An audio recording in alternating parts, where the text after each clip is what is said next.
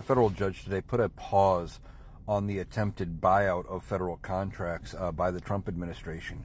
You might remember last week I did a TikTok talking about how there was an offer sent by email from the Office of Personnel Management saying any federal employee that accepted the buyout offer would be paid through September.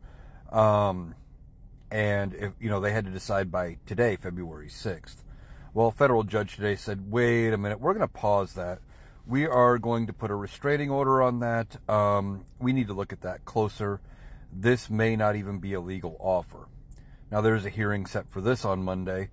And the Trump administration is going to have to defend their position on how this is a legal buyout offer. Though the federal unions that represent federal employees are saying it's not a valid buyout offer. There's a lot of things missing in this. We don't know how much funding the government is going to have because funding is only set through March 14th. There is no funding appropriated for these buyouts. We don't know if they are going to be required to work through the end of September and just finish out the year and get paid as it goes, or is it a buyout in full? Is it a cash buyout? How does that work? Is there an option to work in the private sector while still receiving the buyout pay? There's conflicting ideas there. So many things about this were haphazardly done, and the judge said, wait a minute, we got to look at this. And that's what happens with Donald Trump. They do a lot of things. They say we're going to do this, and then the courts step in and go, wait a minute, that's not how that works. Now we'll see what ultimately happens with this whole thing.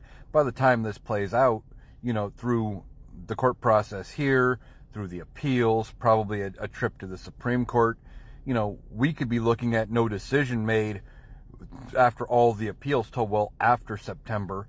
And those people that were thinking they were going to get this buyout may actually be in jeopardy of losing their job otherwise and not get, everything. We don't know how this is going to play.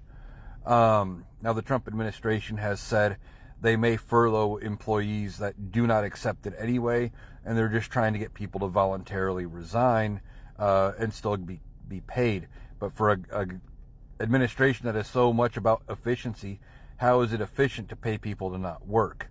There's a lot of questions about this. They want to look at it. About 40,000 people have so far accepted the resignation offer. If this goes through, we will have to wait and see what the courts say on Monday.